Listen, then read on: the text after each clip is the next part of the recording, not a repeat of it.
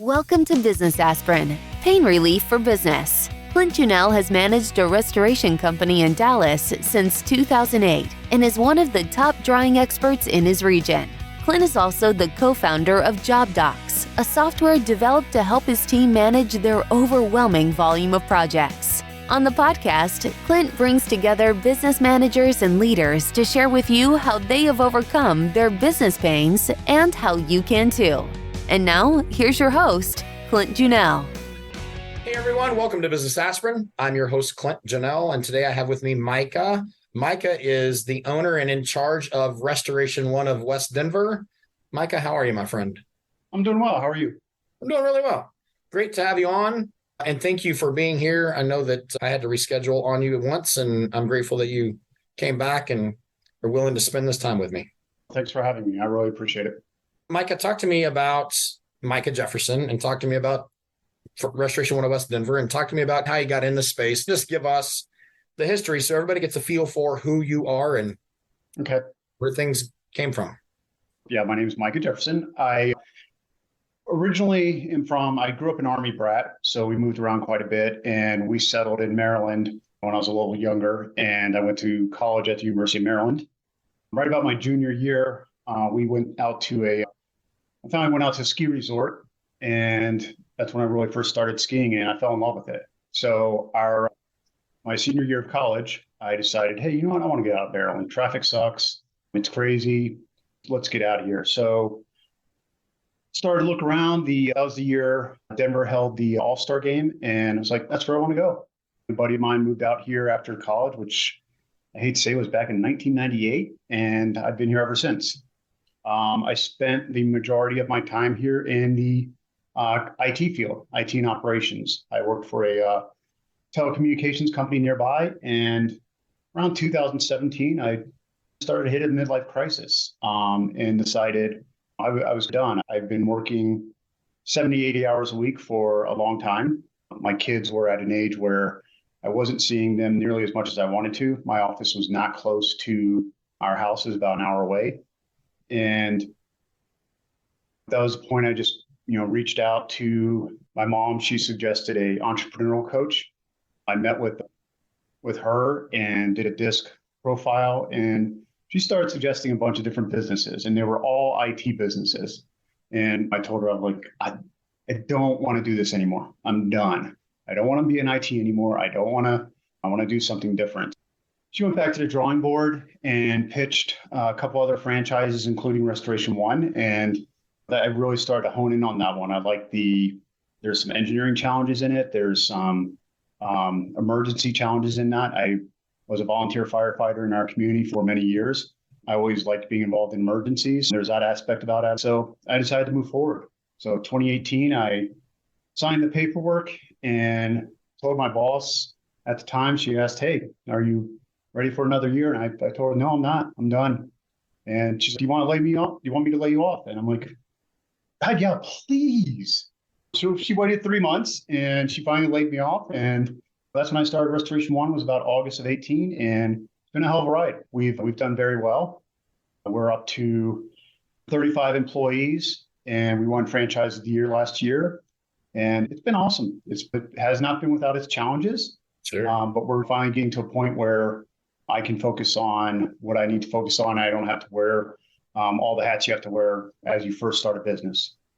So you get to work on the business and not in the business anymore, which is a great place. Yes, sir. Love it. I love it. At one point when I was coming out of high school, so roughly the same time you were, sounds like, I was on a trajectory to wind up in Colorado playing baseball.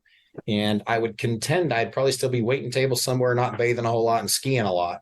So I don't know whether it's good or bad. I didn't wind up there, but I love that market. I love being in Colorado and in the mountains. And my favorite place, honestly, is Telluride, but Summit County is spectacular. And I really enjoy being in the mountains and skiing. I was with a buddy just recently that did the Leadville Trail 100 run. Nice. And so went up there and supported him. And so just being up, it's different, man. It's pretty majestic, right? And I wonder if I would lose sight of how spectacular it was if I was there daily. But man, when I'm there now, coming out of Texas, it's so great to be in the Colorado market. So I'm going to just be jealous every time I think of you and what you get to see. But it's okay, though. I'm not mad at you. I'm just jealous. That's all. We can still be friends. Yeah, it's an interesting story, right? Just getting into it and being led into, I need to do something different, and finding someone to help hold your hand through making the decisions, and even having to fight some of those decisions off because they wanted to take you in the wrong course. Would you say that you made the right decision making this move into restoration and into Restoration1? Yeah, I have no doubt we made the right decision. My wife and I, we prayed on it quite a bit. We thought really hard about it. My wife was initially not very supportive. We're talking about a good corporate job with a good salary, with good insurance, and leaving that for what's a gamble. But at the end of the day, it's been a great experience. My wife now works with me, and that's completely changed our dynamic. We're much better friends and have a stronger marriage because of that. A lot of folks ask, how can you work with your wife? That's wonderful. Opposites attract. And what I'm good at, she may not necessarily be as good at. And there's a lot of faults that I have. I'm not organized. I don't like accounting, that she's wonderful at, and she can help, build up those divisions. So it's been a great partnership, and growing the company has been great for us in our marriage. It's been really good for our children to see what it is like to really own a business and what it's like to really work hard. I don't think they really saw that when we were in our corporate jobs. I think they just saw people that came home that were a little frustrated, angry all the time, but we made really good money. We never had to really struggle. Starting a business, you have to struggle. Absolutely. So initially, it's a lot more restrictive, right? Because now the phone rings at 6 p.m. on Friday when you're fixing to go to dinner, and guess who has to go to work? 100%. Yeah. Yeah. And that's a tough thing how old were the kids when all this kicked off? Our kids, so 2018, our kids were 11 and 9 when this whole thing started. So they've grown in and through it, and now it's just part of what life is. Yep. They were able to watch a transition. Have you ever asked them in conversation how they felt about all of that? Have you ever had any conversation about what was it like? Was there any stress? Was it hard on them? Has that been something you guys ventured into? Mm-hmm. Yeah, I talk quite a bit to both our kids about it. The first year of business, we rented out our basement. We were concerned about making the mortgage. Sure. So we actually rented our business the first 2 years, actually, including through COVID. And our kids, were frustrated. They're like, "Hey, I used to be able to use the basement to go play video games. What's going on? Hey, sorry, somebody's renting it. Why? Because we're starting a business and money's tight." They had never experienced that. We never had money issues beforehand. So they really started to learn the value of a dollar, the value of hard work. My son, they've both made very clear that they're proud of us, and they see the difference in both of us since we started this. My wife used to travel full time. She can now spend a lot more time with them. I can leave work at noon and go watch my son's baseball game. Their high school's close by. They've definitely noticed it. They definitely saw the struggles at the beginning, especially through COVID. We had to work from our house for a long time when we had a roommate. And I think they really appreciate what we've done. And we're finally at a point where we can see some of the rewards. We can go on more vacations than we used to be able to the first couple of years and do more things with them. It's so freeing when you get to that point where all the restriction, all the stress of 35 families that are dependent upon you now to eat. When you get to the point where you don't have to be quite as anxious about that, and you can focus on other things and you can move forward. It's still, for me, I live in that space where I'm worried that anytime it gets slow for a week or whatever, then there's a little bit of, oh my God, okay, where are we at? What's happening? Is there some new trend? It's just the way I operate. You may be the same way. You may not be the same way, but it's okay. We've got all these people that are dependent upon me doing my job to ensure that, in fact, they get to eat, and they don't recognize that I have to do my job for them to get to eat. But if I don't, they'll certainly know. They're going to know it.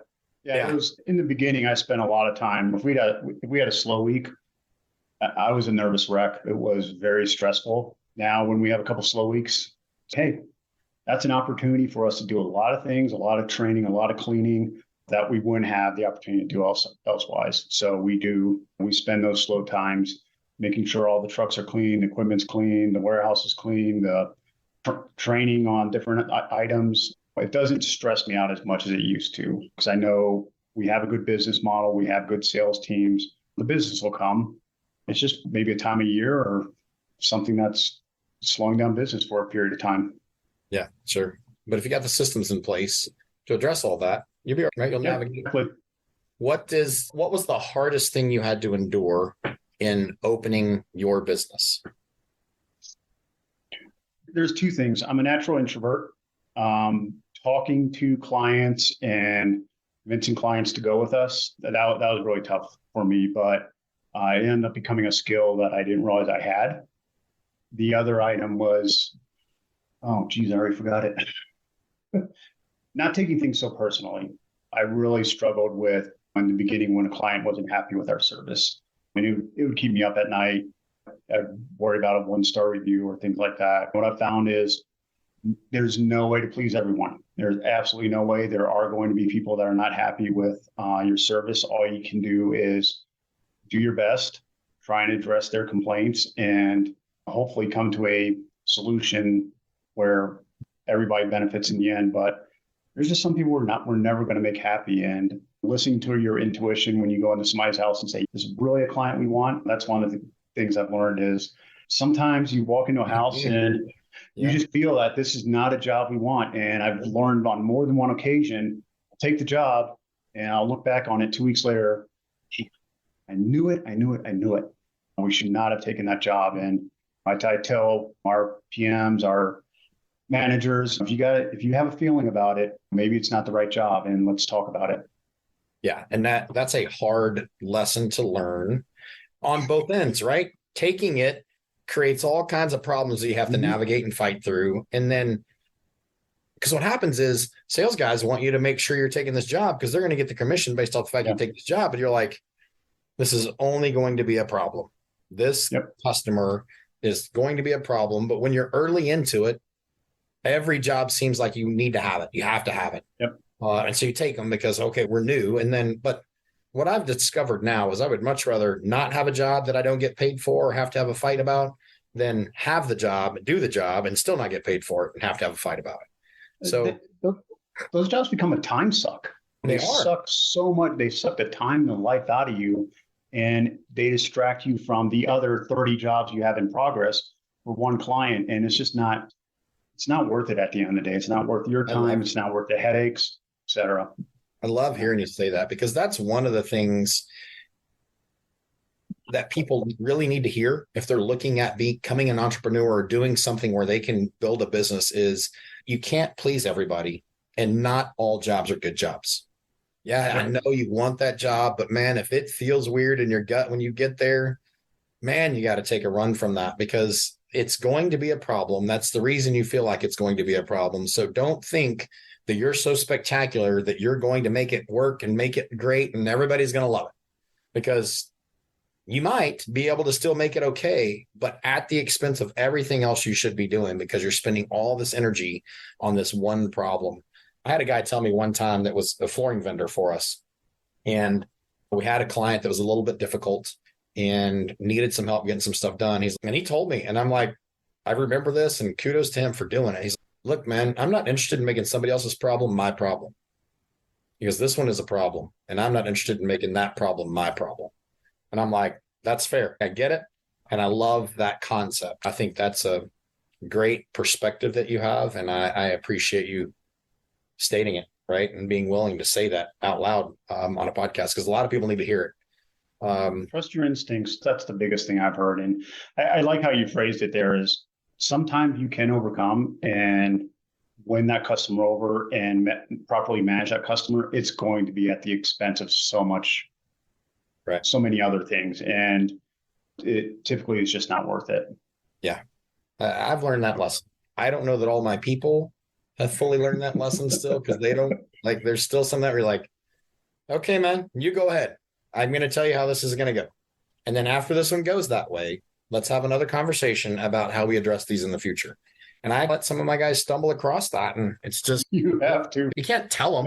Yeah. So if you guys are listening to the podcast right now, please hear us both telling you from the same perspective Don't do it. Just listen to us telling you instead of having to experience it yourself, because you don't want to experience it yourself. But I get it. Let's talk about on the restoration side. Let's talk about customers, and let's talk about what are some misconceptions that homeowners or property managers or whatever have in regard to what you do and how it should go, and what your job really is. What are some things that you've experienced? I think a couple things I see is our industry is really good at scaring people to believe that if we don't come out and get taken care of right away and get it dried within 2 or 3 days, they're going to have a huge mold problem. Mold doesn't grow that quickly. And I think sometimes you have to really talk to clients and help them understand that, hey, you have a Cat 1 loss, it's clean water, we're going to dry everything properly, you're not going to have a mold issue. That's a big one that our industry has really done a great job of scaring people. Sometimes you almost have to unwind that a little bit with someone so they understand that we know what we're doing. We're going to dry it in time, and you're not going to have that sort of issue. You were asking on lessons learned, right? Yeah. Sorry, I'm going to make sure I remember the question. You're fine. Yeah, I think some of the lessons learned or along the way is really setting the expectation with the client on how long the project's going to take. Mitigation gets done so quick. We go in there, we dry things out. Clients love us. They're happy. And then they're like, okay, rebuild's going to happen that quick, right? You're going to have it done in a week. And it's not really educating the client. That part of the process is going to take a lot longer. There's a schedule associated with that. It's not an emergency service. There's approvals. There's getting materials. There's getting the right subcontractors that can do things. I think a big thing we really try and educate our clients on is mitigation phase is going to go by really quick. We're going to be done pretty quick. Everything's going to be dry. You're going to have 4-foot flood cuts or missing a kitchen or a bathroom for a period of time, and make sure you set your expectations, your life around it, because that bathroom or that kitchen may not be back and functioning for 6 months. I think that's one of the big things, is really making clients understand that just because we go out there and we fix the water issue in a week or so, the rest of the project's going to take a while. And that's hard for people to hear, but I think we do a pretty good job about that. Some other misconceptions. Trying to think of some. I can't really think of some offhand right now. No, you're fine. So that one that you brought up is great. And I think it goes to how you onboard your client up front is significant in helping them understand this is how this works. Man, there's going to be a flurry of activity. I'm going to have a whole team here doing a lot of things really quickly with constant interaction with you for the first 3 or 4 days, potentially. And so there's this activity that's going to happen, but then the brakes are going to pump because I got to wait on the insurance company to know what happened on the mitigation side to be completed to dry you correctly and what's going to have to be put together. And it's going to take this many days to get them on site and get the scope created and get a check from your mortgage company and all those things. I think it's great for you to say that, because the reality is that's one of the things that guys really need to hear, whether it's restoration or whether it's you're an HVAC company or a plumbing company or you're going to do automotive repair. I don't think that really matters. It's onboard your client to set expectations up front correctly makes a huge difference in the process of the project overall. And you tell them what's going to happen. You explain to them what the next step is going to look like. And then when those things are happening, they're like, oh, you know what? I think Micah knew what he was talking about, because what's happening is what he told me was going to happen. And it's going exactly that way. And I think that's great. Like one of the jokes that we have, are you going to have this done by Christmas? Yes, just not this Christmas, but it will be done by Christmas.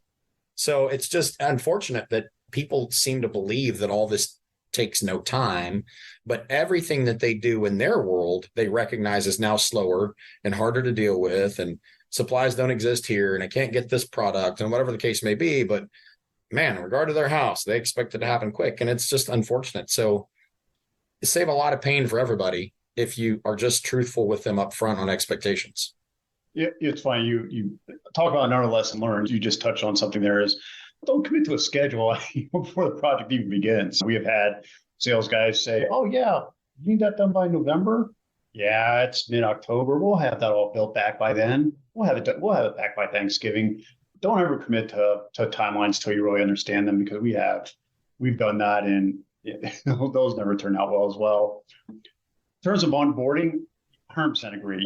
We spent a good 6 months creating a client handout where we really go over each aspect of the job, what's going to happen, what the timelines are going to be, what the expectation is of the client, making sure they understand, hey, here's what we're going to need for you. This is not, we need your help working with your insurance. You're their client.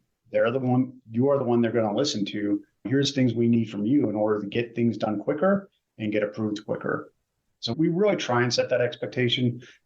Again, when you're dealing with somebody that doesn't have a kitchen or doesn't have a bathroom, and they have 2 bathrooms in their house and 5 kids, still tough. You can set expectations up front, but they're still going to get their patience is going to run out. And that's a point too. The reality is people only hear what they want to hear, regardless of what you tell them. So that's one of the things you're going to run into is you're going to tell them exactly what is supposed to take place. They didn't really hear it that way. Mm-hmm. And so it's interesting because I teach my guys on a regular basis. If you're going to give time frames, make sure they're accurate. Don't say, hey, Tuesday afternoon, we're going to get this thing done and not get that thing done. You could say, hey, we'll have it done by the middle of the week. If you're going to get it done Tuesday, then suddenly you're a hero. But if you told them Tuesday and you got it done Wednesday, you're a bum. But if you told them, hey, we'll get it done by the middle of the week and you still got it done Wednesday, you're still a hero. So be careful what you say, because that's going to lead to confidence in the customer in regard to your ability to accomplish your task. And I think that's great. Hearing you say that is pretty great. What's something, Micah, you wish you knew before you started that you now? Watch your books. Make sure you're on top of your books. Make sure whoever's in your books, it knows what they're doing. We learned this lesson a couple times the hard way. And around 2 years into it, we had to have a CPA come in and redo the first 2 years of our books. That cost us about $15,000. We had a office manager, when we weren't paying attention to our books, she was paying the rent with our company credit card. I think the biggest lesson I've learned is make sure whoever's working your books, whoever's inputting accounts payable, accounts receivable, knows what they're doing, and just isn't the person that's going to click on every suggestion that QuickBooks says, hey, we can match this. Great, match. That's one of the hardest lessons we learned, is finding people that actually know what they're doing from a QuickBooks, from an accounting perspective, so that your books can be pretty solid. And we spent a lot of time unwinding our first 2 years of financials. Fair. And then the other lesson I've learned is same with clients. If you have an instinct about someone that you're interviewing, go with that instinct. We've hired people that, again, something felt off, and sure enough, something was off. Find the A players, even if it takes a while. Don't just grab that first person that applies for a job and you're desperate and you just grab them. Make sure you're finding the A players. Spend some time. Call references. The biggest lesson I've learned is call references. You will find a ton of information about people if you call their references. Too many people depend on you not calling them. If they can't provide them, there's a reason. Yeah. And there's a lot of ways to navigate hiring too. And there are tools out there to help you understand how that person's wired even beforehand. I don't know if you use any of that stuff or not, but I agree, because it's really difficult once you put someone on the bus to get them off the bus and fix whatever problems they've created, where it's a whole lot easier to endure the pain for a little bit to find the right person and have someone that fits your culture, that's capable of doing the job that you need them to do. It's a much better process if you can endure it. And because it's hard to, you have somebody that can perform and they're a cancer to your culture. It's like, you got to get rid of them. Sometimes it's hard because they're performing, but it's dragging the rest of your team down. And you got to watch and navigate all that. It's hard, man. I get it. I understand that. Take the time to find the right person. And that's a beautiful statement, because it's well worth it. Well, one of the things I found is, to your point, what you just said about having a cancer, every time I've had a cancer, it's been, gosh, let that person go. Here's what's going to happen. All these bad things are going to happen, and we're going to lose more people. We always make the story up of what's going to happen if we let someone go that's cancer, way worse than what's actually going to happen. 9 times out of 10, we find that the next day we're coming in, everybody else is, oh, thank God you let that person go. Exactly. Man, they were making my life miserable. And that's what I found is, if you have a cancer, get rid of it sooner. Don't let it sit there, because you know what? you're not the only one that notices it, and you're not the only one that notices that what they get away with. And that's a perception of your leadership when you let people be like that. Yeah. So, and that's not, I'm guilty. I've been there. Obviously, you've been through that. And the number of people I've had on the podcast that have had this same kind of conversation. The reality is it's going to suck. Either way, it's going to suck. Keeping this person is going to suck for the next few years, or getting rid of them is going to suck for the next 36 hours. You're going to have to navigate some things, deal with the kind of the repercussions of them being gone and what you keep things slipping through the cracks. But your team's going to appreciate it, and you're going to be better for it. At the end of the day, you're going to have a benefit and growth as a result of that. And I think that's perfect. What's a mistake? Go ahead. Rip the Band-Aid. Just rip it off. Get it off there. Let's go. Yeah. What is a mistake that people make or you have made that's hard to fix? Or what's the hardest thing you've messed up that you had to fix? And how'd you fix it? There's so many things I can go back on that one. I think the hardest thing is, and even I tell our salespeople to set expectations correctly, is overpromising. I've done that. I've done that on many occasions. I tell everybody, don't overpromise, and I'll go out to a visit with a client and I'll do the exact same thing. I'll overpromise. Making sure you don't overpromise, and to get out when I do overpromise, it's a burden to my team because then they have to get out something that I created. So we have a policy now where Micah's not allowed to visit with clients or be the first on site, because when Micah does, those projects can really go south. I think part of it is really learning that trust your teams, let them do what you've hired them to do, and work on the business. When I've become involved in jobs, we had the Marshall Fire here a few years ago, large number of homes burned up. We ended up getting a massive amount of work with that. I got involved in every one of them. Set our business back about 6 months because I was involved in every one of them for about 4 months, and every other aspect of our business started to slide. So that's what I've really learned over the years is I can't get involved in the day-to-day, because when I do, first, it's hard to extricate myself. That takes time, and the business, and we will see a business impact as a result. Yeah. I think the big thing I've learned is I don't care how tempted I am. I don't care how big the job is. If it's a $500,000, $1 million job, if I stay out of it, if I let the people that I've hired and trusted to do their job, that's going to lead to a better result. Yeah, maybe I can go over there and sell it, but you know what? I'm going to probably overpromise. Probably going to say something I shouldn't have said to try and get the job. And then my teams have to deal with that. And that's really sends a poor message to them. Yeah. And it's tough, man. That's a tough thing because everybody wants to make sure you get the job. Man, this is a great job. I want to get it.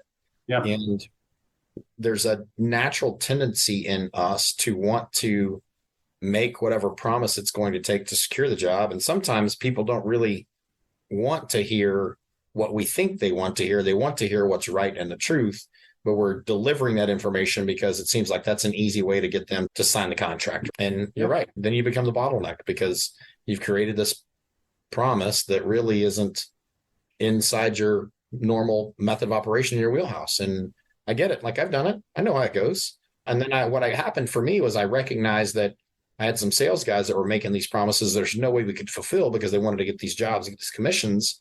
And I'm like, okay, I see it now. We have to stop this. And we try to do a very good job of stopping that. Now, again, that still goes back to people hear what they want to hear. And so I get it. It's tough to navigate all that. And what's the best decision you think you've made in business? What would you suggest people do that you've done?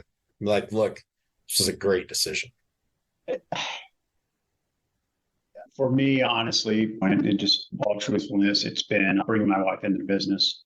She is, when I've talked to a couple other Restoration1s where they're considering getting their wife more involved and stuff like that. And it's not for everyone. It definitely tests your marriage, but she understands what my job needs to be, what I need to do, and she understands what she needs to do. And I know I can tell her what I need from her and she'll get it done. And she will tell me straight when I'm getting too involved with things, when I'm not doing what I need to be doing. She will 100% be very honest and open with me and let me know that. And it's a great partnership. not everybody has that option, but to that point, I would say really find someone you can trust to help work on the business with you that has a lot of some of your weaknesses. There's positives in that aspect. We recently hired a general manager who he believes in SOPs and processes and making sure they're all documented. Hey, I believe in that 100%. Am I good at making sure that's done? No, not at all. And that's what he's done for us over the past 6 months, and making sure that everything we do, from how we answer the phone to how we clean vehicles and stock vehicles, is documented. That's the other thing I want to say is make sure from the very beginning, anything you do is documented. You have a documented procedure, because once you're 4 or 5 years in, going back and doing all that at one time, man, that's tough. Yeah. It's hard. Yeah, exactly. And we've had that conversation with a lot of the guys that are like, when would you suggest that we take this step? And it's as soon as you possibly can. You realize it's a thing, and I get it. There's not many of you, and you got a lot of things to do, and you have a lot of things to happen. But as that continues to grow, you're still going to be there, and you're still not going to have your processes established. And I get it, man. There's a lot of guys that have made that same comment. And I think our guys that listen to this, and we've had a lot of listeners, need to hear, don't wait on those things that need to be done. Get them done, because that's going to make your life better long term. It's going to make you more money. It's going to make you things easier and better. At the same time, I appreciate you saying, hey, bring your wife into this business. In my case, my wife is involved, and that helps quite a bit. There are a lot of you out there, you cannot do that, right? It's not going to be the same thing. And Mike and I are very fortunate that we can do this, and our brides can be involved and can be a benefit and can be helpful and navigate some of these things. Because I'm like you, like I want to be entrepreneurial. I don't want to be caught in the details and minutia. I can be, and I can do it, but I don't want to do it, because then if I have to do that, it takes a lot of reset for me to get back to what I need to be doing. It sounds like that's the same with you. Like you need to be able to be doing what you're good at to be successful, and not chasing down the minutia and details. And there are people that actually enjoy doing that. I don't know why, but it's weird. So let them do it, right? Let's get them in there. Let's get them going. Okay. Man, this has been great, man. I appreciate the insight. I appreciate the thoughts. I want to be, aware of the time. We're past the 30 minutes that we talked about initially. I'm going to give you the floor. And hey, is there any last thing that you think you want to say to someone that's looking to kick off and jump in that we haven't already talked about? Just do it. Just do it. And then create a plan. Have a plan where you can work on the business.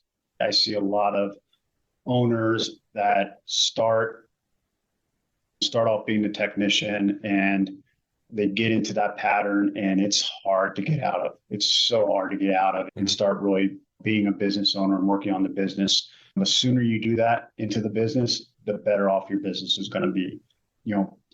I did a day in the life with a Restoration1 owner before I bought the franchise, and this individual was a person that went out on all the calls, answered all the calls, went out, carried the equipment around.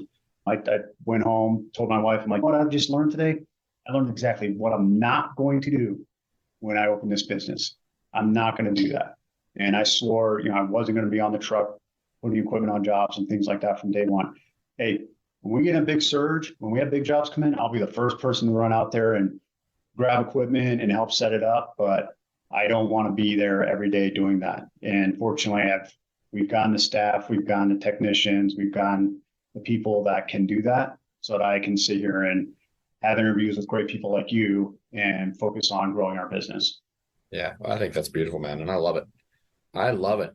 Micah, thanks so much for joining me. Hey, thank you. Great conversation. A lot of good insight. For all of you listening, when you get a chance, write down some of these things that he talked about. Take some notes on what he's saying and implement these things. And if you need anything from me, I'm here. Let me know. Micah, I appreciate it, man. Hey, I appreciate your time. Yeah, we'll talk soon. All right. This has been a Business Aspirin, Pain Relief for Business podcast. If you're a business owner trying to overcome your business pains, follow us on Apple Podcasts or visit our website for more information, job-docs.com.